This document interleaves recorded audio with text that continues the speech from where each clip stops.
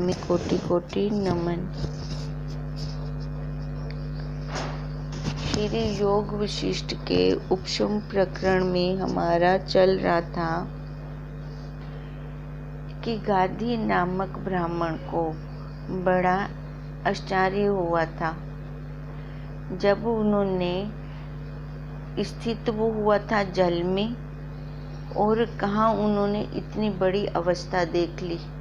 2 घड़ी वो जल में उन्होंने अपने सिर को डुबाया, तो उस 2 घड़ी में उन्होंने 8 साल को देखा। अब 8 साल कैसे? पहले अपने उस शरीर का अंत देखा जिस शरीर में वो गांधी ब्राह्मण थे, फिर उसके बाद चंडाल के घर उनका जन्म हुआ, फिर बड़े हुए, वहाँ पर शादी हुई, बच्चे हुए, फिर वहाँ से फिर हथनी ने उनको अपने सिर पे बिठाया तो उनका राज्य अभिषेक हुआ।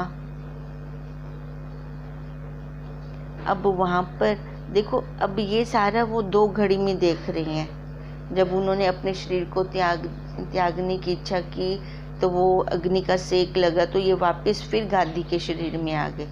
अब उनको इस बात का बहुत हैरानी हो रही है कि ये सारा जब उन्होंने विचार किया तो ये सब क्या था। फिर उसके बाद उन्होंने वो वाले स्थान भी देखे जहाँ वो चंडाल हुए थे, जहाँ पर वो राजा थे, 8 साल उन्होंने राज्य किया था।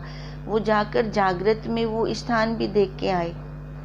फिर बाद में उनको समझ में आया कि ये मेरा ही मांगा हुआ भगवान जी से वर है कि मैंने ही कहा था कि मैं माया को देखूं। अब उनको और ज़्यादा संशय हो गया।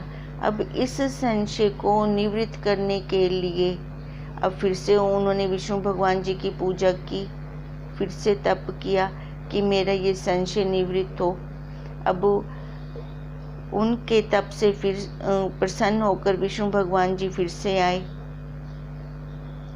अब उस ब्राह्मण ने विष्णु भगवान जी से ये क्वेश्चन किया कि ये जो काल की विषमता थी ये कैसे हुई? वो तो मेरा स्वप्न का काल था 2 घड़ी का, और उस स्वप्न के काल में मैंने ये 8 साल राज्य किया। अब मेरे को ये समझ में नहीं आ रहा कि ये विषमता कैसे हो गई। वो स्वप्न का काल और ये फिर मैंने जागृत में जाकर वो सारी अवस्थाएं देखी हैं, वो देश भी देख के आया हूँ जहाँ पर मैंने चिरकाल पर्यंत जहाँ पे मैंने राज्य किया उस देश में भी गया। जो स्वप्न के झूठे पदार्थ होते हैं मैंने उनको प्रत्यक्ष देखा। ये कैसे देखा? मेरे को अब ये संशय हो रहा है। श्री भगवान बोले, हे ब्राह्मण, और कुछ नहीं, तेरे चित्त का ही भ्रम है। जिसके चित्त में तत्व की अदृष्टता है उसको यह चित्त भ्रम होता है। देखो अब विष्णु भगवान जी क्या कह रही हैं, ये खाली तेरे मन का धोखा है। अब जिनको अपने चित्त की अदृष्टता मतलब तत्व की अदृष्टता होती है, जो जानते नहीं है सही ढंग से, उन्हीं को ही ये चित्त का भ्रम होता है। और वह क्या भ्रम था? जितना कुछ जगत प्रत्यक्ष देखता है वह तेरे मन में स्थित है। मन में स्थित है मतलब वो संस्कार है। उन संस्कारों के कारण तूने ये सारा जगत देखा। अब संस्कार कहाँ पर है? मन में है, अंतःकरण में है। पृथ्वी आदिक तत्व कोई नहीं। जैसे बीज के भीतर फूल, फल, पत्र होते हैं, तैसे ही पृथ्वी, जल, तेज, वायु, आकाश जो 5 भौतिक हैं वह सब विस्तार चित्त में स्थित है। अब विष्णु भगवान जी कह रहे हैं ये कुछ भी नहीं है बाहर, पृथ्वी आदि जितने भी तत्व हैं, 5 तत्व हैं ना, 5 तत्व 3 गुण, जिसको हम अष्टधा प्रकृति कहते हैं। जैसे बीज के भीतर ही वो वृक्ष छिपा हुआ है अव्यक्त रूप से, तैसे ही ये जितने भी पृथ्वी, जल, तेज, अग्नि, वायु, आकाश, जो ये 5 तत्व हैं, ये भौतिक हैं, वह सब विस्तार चित्त में स्थित है, हमारे मन के अंदर है और कहीं पे नहीं है। जैसे वृक्ष का विस्तार बीज में दृष्टि नहीं आता, अव्यक्त रूप से है ना बीज में वो वृक्ष, पर जब बोया हुआ उगता है तब विस्तार से दृष्टि आता है। तैसे ही जब चित्त ज्ञान में लीन होता है तब जगत नहीं भासता। देखो, जब हम ध्यान समाधि में बैठते हैं, बैठते तो हम अंतःकरण से हैं, पर जब अंतःकरण ही लय हो जाता है, सारे फुन्ने संकल्प विकल्प हमारे लय हो जाते हैं, तब ये चित्त कहाँ होता है, तब ये जगत कहाँ होता है वो अंतःकरण भी लय। जैसे ही अंतःकरण लय हुआ, ये सारा ब्रह्मांड लय हो गया। तो इसका मतलब ये कहाँ था, हमारे मन में था।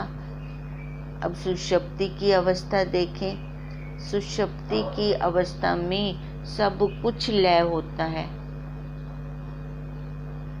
पर वो प्रकाशक होता है एक, जो हमें बाद में बताता है। हमारी उस टाइम ये अंतःकरण रूपी पुर्जा उल्टा हो जाता है, लय हो जाता है बिल्कुल ही, ना मन होती है ना बुद्धि होती है, कुछ नहीं होता। अब देखो, फिर भी तो हमें ज्ञान कोई करवाता है ना कि तेरे को बहुत अच्छी नींद आई, एकदम फ्रेश होके उठते हैं। जब ये सारा कुछ हम त्यागते हैं, लय करते हैं, तभी हम फ्रेश होते हैं। जब ये सारे बंधनों को हम छोड़ देते हैं।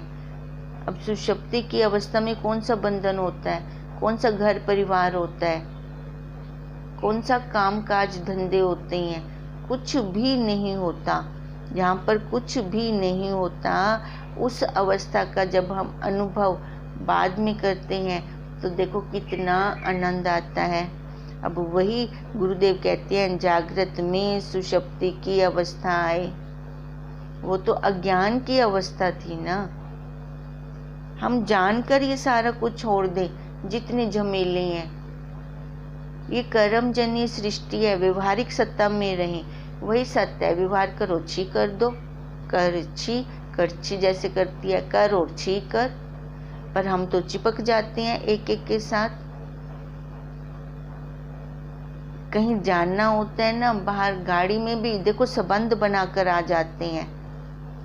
2-3 घंटे हमने गाड़ी में व्यतीत किए, वहां पे भी हमने कोई नया संबंध जोड़ दिया।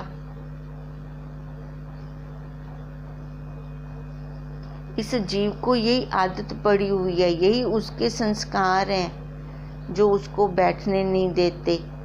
जैसे बीज के अंदर वृक्ष छिपा है, पर हमें दिखता तो नहीं, समय पाता है, पाकर वो हमेशा हमारे सामने आता है। ऐसे पूरे ये जगत का विस्तार इस जीव के अंदर छिपा हुआ है। ये संसार अंदर है उसके, समय पाकर ये बाहर निकल आता है।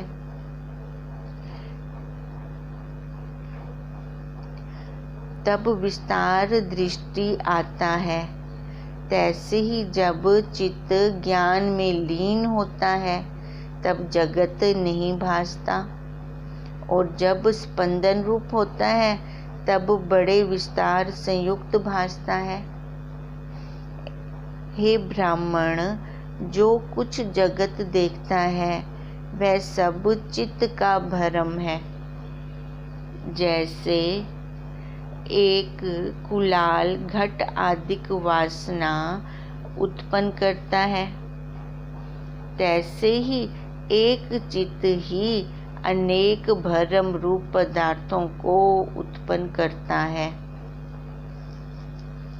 हमारा मन कहाँ से कहाँ चला जाता है। बैठे कहीं पर हैं और विचार देखो हमारे अंदर कैसे चल पड़ते हैं। और जो चित्त वासना से रहित है, उससे भ्रम रूप पदार्थ कोई नहीं उपजता।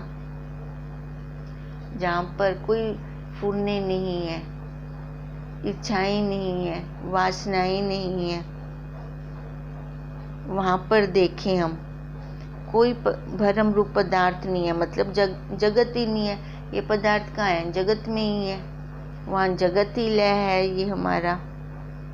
इससे चित्त को स्थित कर, अब बच्चों को कहते हैं ना चंचल वृत्ति है, चंचल वृत्ति है, इनकी कंसंट्रेशन नहीं बनती, मतलब एकाग्रता नहीं है। जब एकाग्रता नहीं होती तो टीचर स्कूल में जो पढ़ाती है तो वो समझ में नहीं आता। तो हम उनको बार बार कहते हैं अपनी कंसंट्रेशन बढ़ा, अपनी कंसंट्रेशन बढ़ा, मतलब अपने चित्त को एकाग्र कर, तभी वो तेरे को समझ में आएगा।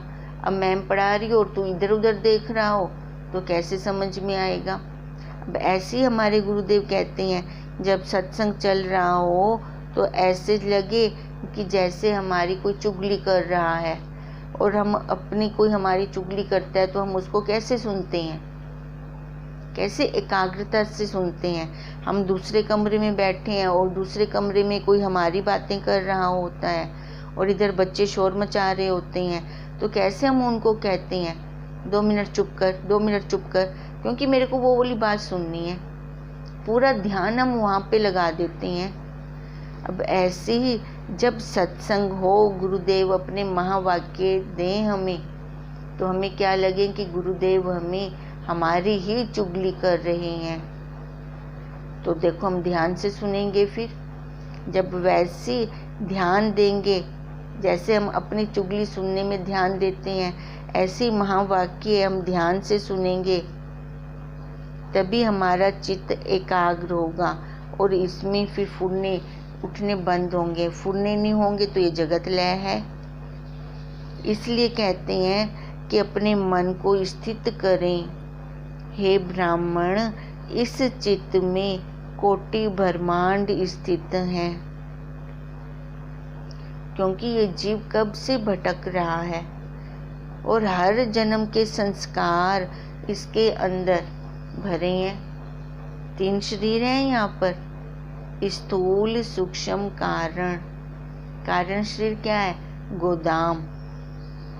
गोदाम में जैसे हम सारा कुछ स्टोर करके रख देते हैं, ऐसे ये जन्मों जन्मों के संस्कार हमारे कारण शरीर में पड़े हैं, फिर वही निकलते हैं। तो इसका मतलब क्या है कि सबसे पहले हमें चित्त को एकाग्र करना है।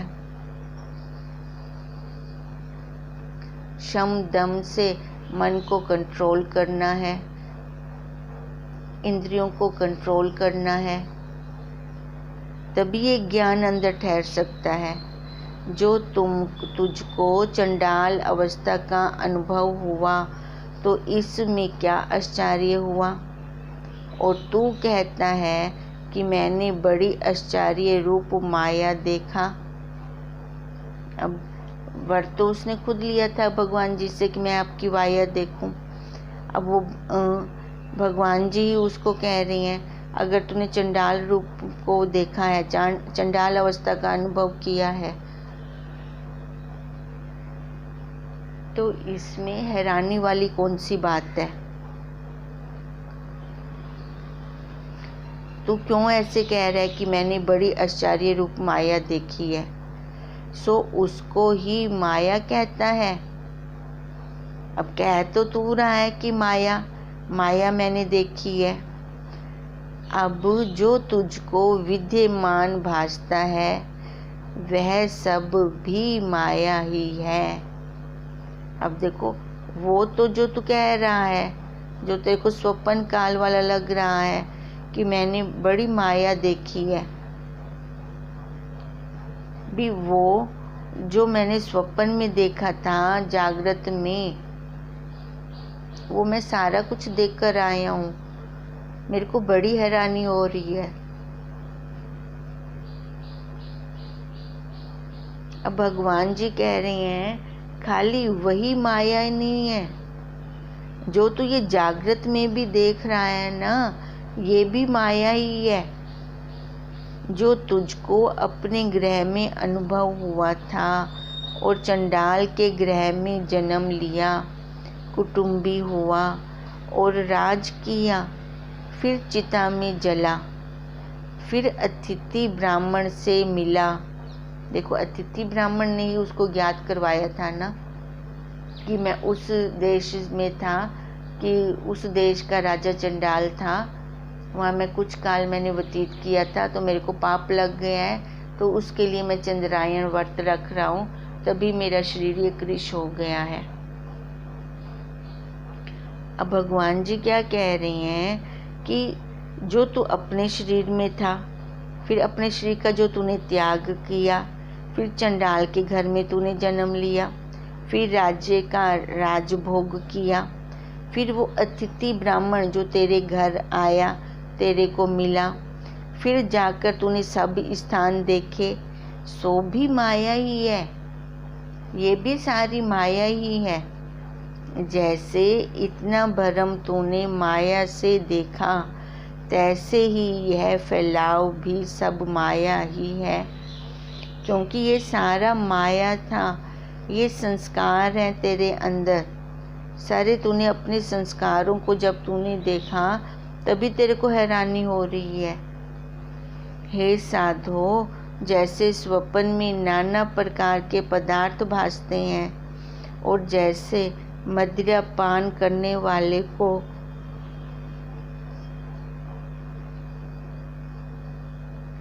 सब पदार्थ भ्रमते दिखते हैं, तैसे ही जगत भी भ्रम से भासता है।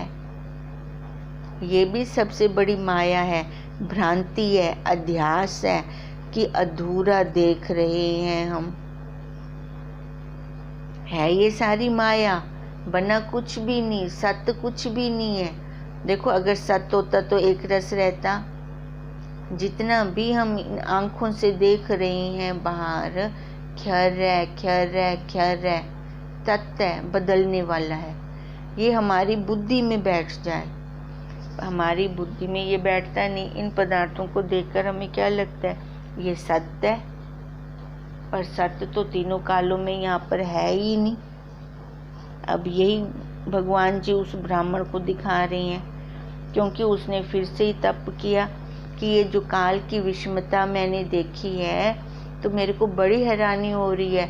वो तो मेरा स्वप्न था 2 घड़ी का, और जागृत में जाकर उस 2 घड़ी के स्वप्न में मैंने 8 साल व्यतीत किए हैं।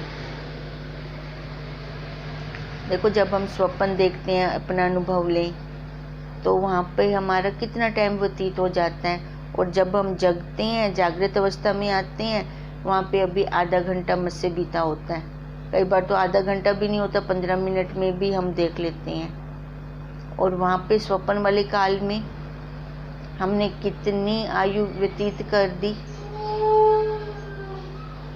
अब भगवान जी क्या कह रही हैं, खाली तेरे को वो वाली माया क्यों दिखी, जो ये जागृत में भी तूने जहाँ जहाँ पे ये सारा कुछ देखा, ये भी माया ही है। अब हम अपने सामने मच्छर को देखें। मच्छर 3 दिन में अपनी सारी जिंदगी जी लेता है, और हमारे लिए देखो कि कितना समय व्यतीत होता है, और उसकी जिंदगी खत्म हो गई एक। अब ऐसे ही ये ब्रह्मा जी और हमारे जीव में, दोनों की सृष्टि में यही डिफरेंस है। उनका भी एक दिन नहीं हुआ, उनकी रात्रि चल रही है ब्रह्मा जी की, और हम देखें हमारी कितनी आयु यहाँ व्यतीत हो गई। वहाँ ब्रह्मा जी की सृष्टि से देखें तो कितनी चौकड़ियाँ व्यतीत हो चुकी हैं, और अभी वहाँ पे उनकी आधी रात नहीं हुई। ये ब्रह्मा जी का स्वप्न चल रहा है सारा। हम ब्रह्मा जी के स्वप्न के नर हैं, और हम अपने स्वप्न में जो स्वप्न नर देखते हैं, देखो हमें फिर तभी तो हैरानी होती है, इस गांधी ब्राह्मण को तभी तो हैरानी हो रही है। इस जागृत को वो सच्चा मान रहा है, और जो उसने 2 घड़ी में जो देखा था वो उसको वो झूठा मान रहा है। तो अब भगवान जी यही कह रहे हैं कि जितना तो ये सारा देख रहा है ये भी सारी माया ही है, ये सारा स्वप्न है। हे साधो, जैसे स्वप्न में नाना प्रकार के पदार्थ भासते हैं और जिसने मदिरा पान किया हो उसको सारे पदार्थ घूमते हुए दिखते हैं। घूम तो वो खुद रहा होता है, पर उसको क्या लग रहा होता है कि ये सारे पदार्थ घूम रहे हैं, भ्रमते दिखते हैं। तैसे ही जगत भी भ्रम से ही भासता है। जैसे नौका पर बैठे को ये और वृक्ष घूमते हुए दिखते हैं। जब हम देखो ट्रेन पे बैठते हैं, चल तो हमारी ट्रेन रही होती है और हमें क्या लग रहा होता है कि ये वृक्ष चल रहे हैं जो हम बाहर देख रहे होते हैं। तैसे ही यह जगत भी भ्रम मात्र भासता है। अब चल तो रहा है उस जीव का फुरना, उसका संकल्प विकल्प। अब उसको वो ना दिख कर उसको बाहर दिख रहा है कि ये जगत भ्रम से, ये जगत भ्रम है, यही जगत चल रहा है। ये जगत वो मैंने 2 घड़ी में देखा था और इधर तो ये जागृत अवस्था में देख रहा हूँ। और चित्त के स्थित करने से जगत भ्रम भी नष्ट हो जाता है, अन्यथा निवृत्त ना होवेगा। है ना, जब हम ध्यान समाधि में बैठते हैं, चित्त एकाग्र करते हैं, तभी तो ये उस टाइम कुछ भी अनुभव नहीं होता, एक शून्य होता है। शून्य को भी वो जिनवाने वाला है पड़ा, एकदम खाली। जैसे पत्र, फूल, फल, टास काटने से वृक्ष नष्ट नहीं होता जब तक उसको जड़ से नहीं निकालते।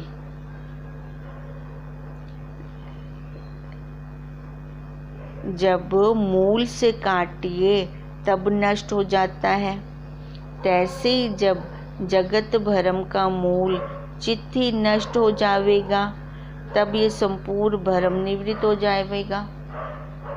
अब वृक्ष लगा हुआ है, ऊपर ऊपर से इसको काटते रहें तो ये तो फिर से निकल आता है।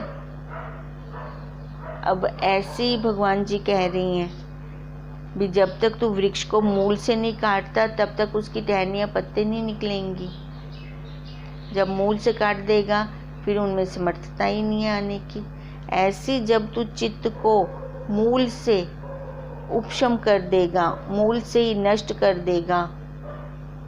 अब नष्ट कर देगा मतलब कि वो पुर्जा निकाल के बाहर फेंक देंगे, ऐसा तो है नहीं। डॉक्टरों को दिखाई देता है अंतःकरण रूपी पुर्जा, जबकि उन्होंने तो सारा चीर फाड़ किया हुआ है।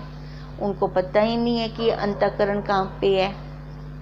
पता होता तो हम सारे यही अपने मन का ही ट्रांसफ़र करवा लेते। जो मन ज़्यादा विचलित करता है, ज़्यादा चलता है, उसको ही हम बाहर निकलवा लेते। जो मन शांत रहता है वो वाला हम लगवा लेते। ऐसा होता है क्या? ऐसा नहीं है। जब तक हम ये अभ्यास नहीं करते, वैराग्य नहीं आता, ये जो बाहर विषय दिख रही हैं इनसे वैराग्य नहीं आता, ये विषय विष के समान नहीं लगते, तब तक हम अपने स्वरूप में नहीं आ सकते। तब तक ये जगत भ्रम हमें भासता रहेगा। तब हम अपनी वृत्ति अंतर्मुख करेंगे जब इन विषयों से हमें वैराग्य आएगा। जब अंतर्मुख वृत्ति करेंगे तो फिर हमारा मनन चलेगा कि मैं कौन हूँ, किस लिए ये शरीर धारण किया है। फिर वो दिखने लगता है 5 तत्वों 3 गुणों का बना हुआ। वही अष्टधा प्रकृति ही तो चल रही है सारी, अंदर भी वही है, बाहर भी वही है। फिर जब ऐसे देखते हैं तो फिर जगत भी एक स्वप्न मात्र है। अभी का पहले का एक पल देके कहाँ गया, व्यतीत हो गया, बीत गया। अब ऐसे देखते जाएं, बचपन कहाँ गया, बीत गया। सत्य होता तो रहता ना वहाँ पर। जवानी कहाँ है, जा रही है, सत्य होती तो रुक जाती, पर जो सत्य है वो कहीं गया। वो तो एक रस है, वही तो हमें ज्ञान करवा रहा है। जब हमारी ऐसी दृढ़ता होगी, वो जो जैसे हमने बाहर वाला वृक्ष तो काट दिया औजारों के साथ, अब इस वृक्ष को, ये चित्त रूपी वृक्ष को कैसे काटें, क्योंकि यही एक एक की फोटो खींच लेता है, यही हमें भरमाता रहता है। अब इसको काटना नहीं है, इसको विचार के द्वारा लय करना है। लय क्या करेंगे कि ये सत्य नहीं है जितना भी मैं आंखों से देख रहा हूँ। जब ये बुद्धि में दृढ़ता हो जाए, जैसे एक लड़की को अभी एंगेजमेंट होती है तो उसकी बुद्धि में दृढ़ता हो जाती है कि मेरी एंगेजमेंट हो गई, मेरी सगाई हो गई। भले उसको वो ऊपर ऊपर याद नहीं रहता, पर सामने से जब कोई बात चलती है तो वो एकदम झट से बोलती है कि मेरी तो सगाई हो गई है। वो क्या सारा टाइम उसको रटती है?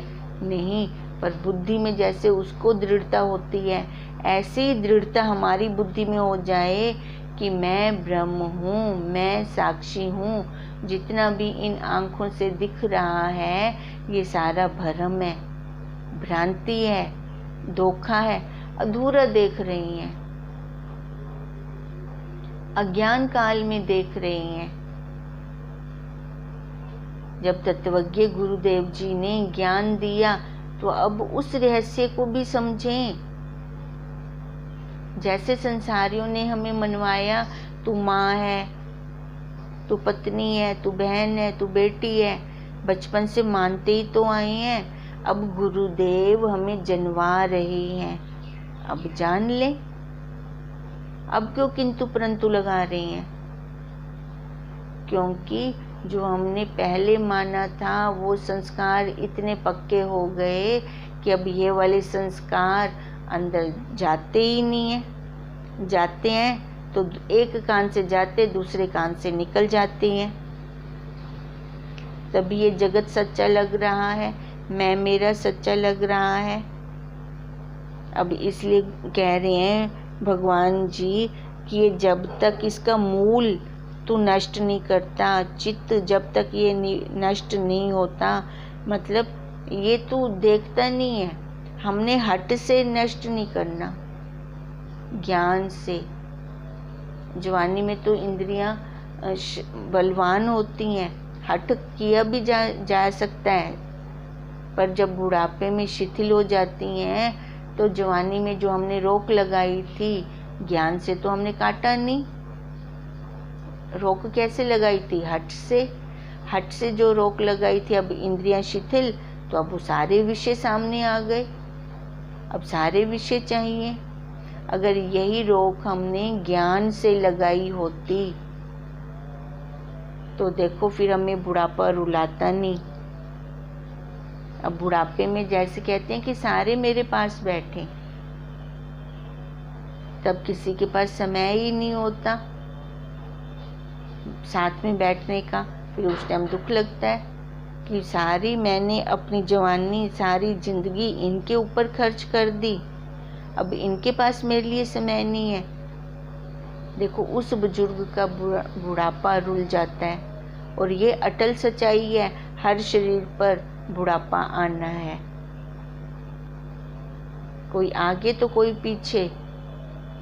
और अगर जवानी में ही ये भ्रांतियां हटाते जाएं, तत्वज्ञ गुरुदेव की शरण में पहुंच जाएं और उधर से अपना वैराग्य हो, अभ्यास हो और विचार हो, फिर देखो हमारा बुढ़ापा सुधर जाएगा। क्योंकि वो जवानी में ही गुरुदेव प्रैक्टिस करवा देते हैं एकांतवास की, अपने आप का निरीक्षण करने की, अंदर बैठने की। फिर ये इंद्रियां बाहर की तरफ नहीं जाती, ये विषय बाहर की तरफ नहीं जाते। इसलिए कहते हैं कि अपने चित्त को उपशम करो, तैसे जब जगत भरम का मूल चित्त ही नष्ट हो जावेगा, तब संपूर्ण भरम निवृत्त हो जावेगा। यह चित्त का नाश होना क्या है?